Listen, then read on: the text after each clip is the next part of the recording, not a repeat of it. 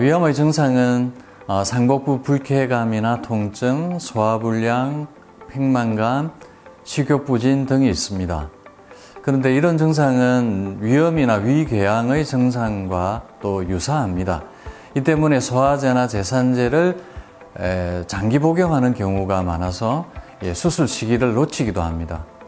그리고 이제 이 진행성 위암의 경우에는 복부에 또 딱딱한 덩어리가 만져질 수도 있고요.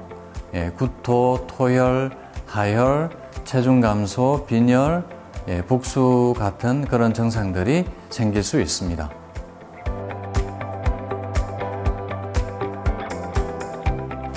위암의 주된 원인 중에 제일 많은 원인은 만성 위축성 위암입니다.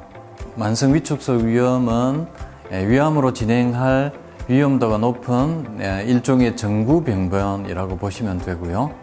위암으로 진행될 때까지 걸리는 기간은 보통 20년 전으로 16년에서 24년 정도로 알려져 있습니다.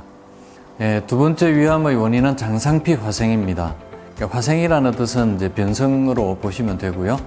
그러니까 위점막의 상피 조직의 변성으로 위에 장과 닮은 조직이 발생하는 것입니다. 초기에 변성한 표피는 소장을 닮은 조직이 되고요. 후기 단계에서는 대장을 닮은 조직으로 변합니다. 이것은 위암의 전단계 병변으로 이해하시면 되겠습니다. 매년 건강검진이나 위내시경을 통해 장상피 화생으로 진단받는 환자 수가 빠르게 증가하고 있습니다. 이 장상피 화생의 경우에 위암의 발병률이 약 10배 이상 높아지는 걸로 알려져 있습니다. 그래서 각별한 주의가 필요한 질환이 되겠습니다. 세 번째 요인은 식이 요인입니다. 위암 발병의 가장 중요한 요인이고요. 탄 음식, 분재된 음식, 젓갈류, 또 아질산염인 방부제, 술, 담배 등이 위암의 위험도를 높일 수 있습니다. 네 번째는 헬리코박터 파일로리균 감염입니다. 이 헬리코박터 균에 감염이 되면 위암 발병 위험도가 2.8배에서 6배 정도 증가하는 것으로 되어 있습니다.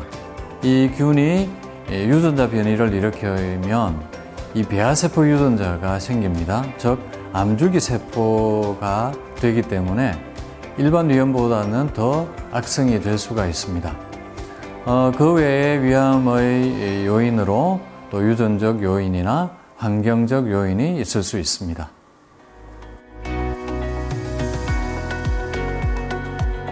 점막층에 국한된 조기 위암의 경우에는 수술로 95% 이상의 완치 효과를 기대할 수 있습니다.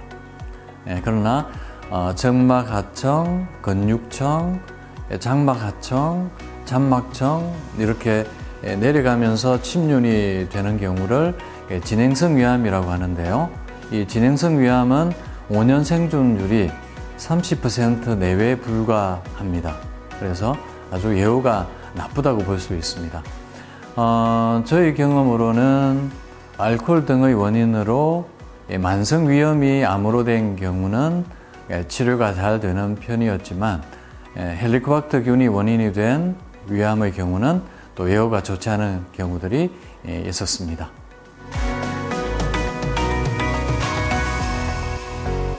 세계에서 위암 발병률 1위가 우리나라입니다.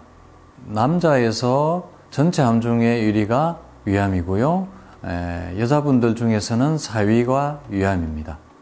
그리고 이 위암은 이 아시아권에서 높습니다. 한국, 일본, 중국, 전 세계 위암의 50% 이상을 차지하고 있습니다. 이렇게 서양에 비해서 아시아에서 위암 발병률이 높은 것은 이 유전적 요인보다는 식생활의 차이가 이 암 발병률을 높이는 것으로 연구 결과가 나와 있고요.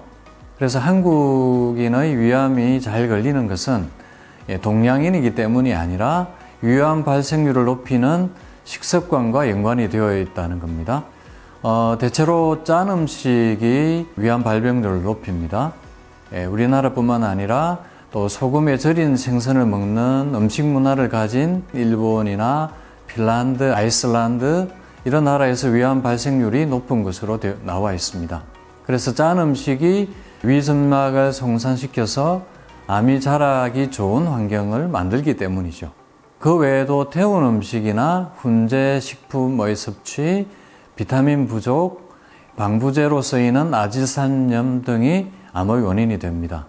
또 하나 보고를 보면 신선하지 않는 식품 섭취가 위암 발생률을 높이는 것으로 되어 있습니다.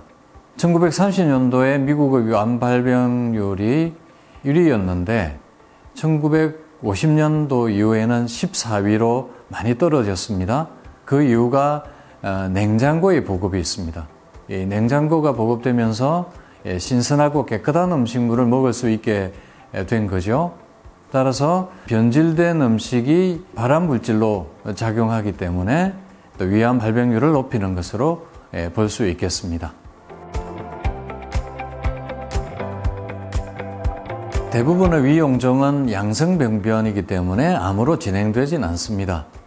하지만 일부에서 악성화 가능성이 있기 때문에 용종으로 진단을 받았다면 위 내시경 검사를 통해서 또 조직 검사를 하는 것이 필요하고요. 크기가 작은 용종은 조직 검사를 하는 동시에 제거되기도 합니다. 근데 좀 큰 용종의 경우에는 조직 검사 결과에 따라서 제거 여부를 결정하게 되는데요. 샘종이거나 또 2cm 이상의 정식성 용종은 제거하게 됩니다. 위 용종이 있다면 식이 관리 등을 통해서 관리를 해야 하고 또 정기적인 내시경 검사가 필요하겠습니다. 일부 만성위염은 위궤양이나 위암으로 발생할 확률이 높습니다. 또 심한 만성 위축성 위염 같은 경우에는 이 암으로 발전할 확률이 10% 정도 되는 걸로 나와 있습니다. 만성 위염이 있으면 과음 과식을 피해야 되고요. 규칙적인 식사와 또 자극적인 음식, 지나치게 뜨거운 음식, 음주와 흡연, 카페인 섭취 등을 피하는 게 필요하겠습니다. 그리고 만성위염으로 진단된 경우에는 증상에 대한 치료보다는 향후 발생할 수 있는 위암을 조기 진단하기 위해서 정기적인 검사를 받는 것이 더욱 중요하겠습니다. 그리고 위궤양은 십이지장 궤양과 달리 암과의 관련성은 1% 미만입니다. 그렇지만 암과 관련성이 1% 정도 되기 때문에 위궤양 치료 후에는 또 6개월이나 12개월 뒤에는 내시경 검사를 해서 또 확인을 하는 것이 필요하겠습니다.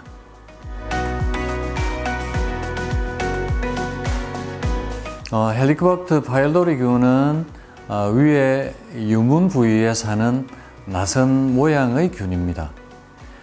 위는 위산이 분비가 되지 않습니까? 그리고 굉장히 강산성입니다. 근데 이 강산성에는 대부분 세균들이 죽는데 위 속에서 적응한 유일한 세균인 거죠. 이 헬리코박터균은 1982년에 오스트레일리아 의사에 의해서 만성위염과 위암의 원인으로 입증이 되었습니다. 그리고 세계보건기구는 헬리코박터균을 확실한 발암인자로 규정하고 있습니다. 그런데 이 헬리코박터균은 전 세계 인구 절반 이상이 감염되어 있을 정도로 흔하고요. 우리나라는 더 높습니다. 전 국민의 50% 가까이, 성인에서는 70%의 감염률을 보입니다. 그러니까 이 균이 있다고 해서 위암이 생기는 것은 아닌 것이죠. 그래서 심각한 일은 아니지만 또 위암을 또 발병률을 높일 수 있기 때문에 조심은 해야 되겠습니다. 그래서 헬리코박터 감염이 된 것이 확인이 된다면 재균이 필요하겠습니다.